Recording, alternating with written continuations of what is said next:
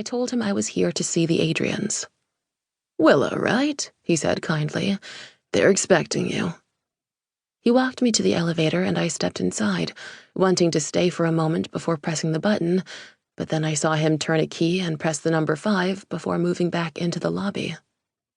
After one short whoosh, the doors opened again, and Natalie was standing in her entryway.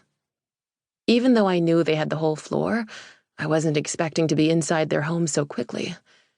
I stepped off the elevator, the sun in my eyes, and held my hand up like a visor. I felt the slipperiness of my underarms and elbows and backs of my knees, prickled by the central air.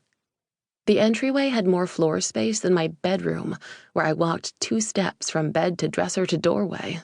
The living room stretched 1,000,000 feet out in front of me, with floor-to-ceiling windows wrapping around each side, a view of sloping buildings and looming silvery towers.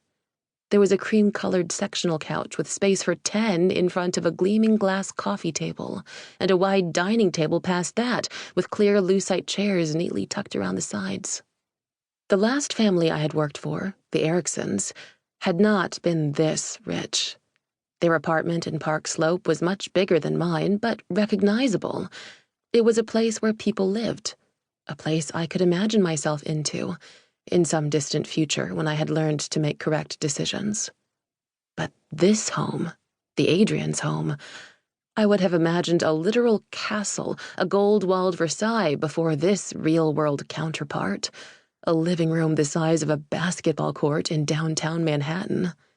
That you could wake up and eat toast in a place like this. When I'd spoken to Natalie on the phone, I'd imagined her imposing and powerful, 5'10" in a pinstriped suit with her hair French twisted. But in reality, she was around my height, 5'3", and dressed like she was going to spin class, black leggings and a matching white exercise tank warm-up jacket set, her glossy brown hair tied in a low ponytail.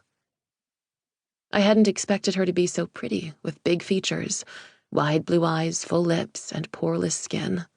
Her eyebrows made 2 perfect arches, the kind I could never wrangle mine into. I felt immediately self-conscious, my cheap cardigan trying too hard, the primary colors of my outfit like a kindergarten teacher. "Come on in," she said, "and please take your shoes off at the door." I crouched down to take off my sandals, fumbling with the buckles. "Did you have any trouble getting here? Where do you live again? How long was the commute?" I answered the questions. Brooklyn, Crown Heights, 40 minutes, wondering if this was part of the interview. Was it better if I lived closer? But how could I afford to? She led me to sit on the couch. "Bijou isn't home from cooking camp. I've spoken to several people on the phone this week, so forgive me if I'm repeating myself, but I'll tell you a bit about her." I began to agree, but the start of my yes dissolved into her next sentence. "She's about to begin 4th grade. She's so busy and brilliant. Ballet, violin, Mandarin, and infatuated with cooking, hence the camp. My husband Gabe and I work, as I told you, but I work from home often. Her school is in Soho, 2 stops away on the 1, and her activities are downtown, Soho or West Village."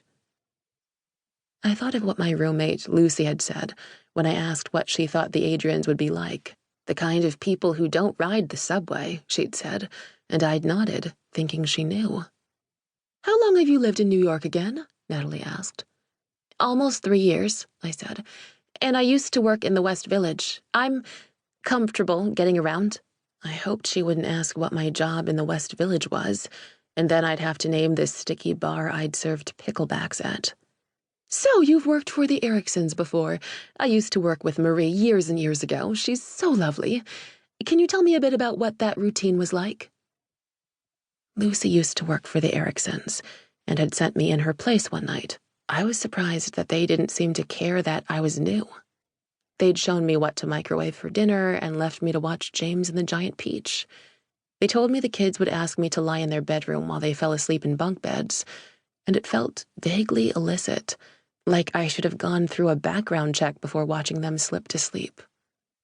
When their parents got home, they gave me $80 for 4 hours and waved me off cheerily. Lucy eventually relinquished the job to me, and I accepted eagerly. Who wouldn't? It was so easy. I could have cried for each morning at the coffee shop when 12 customers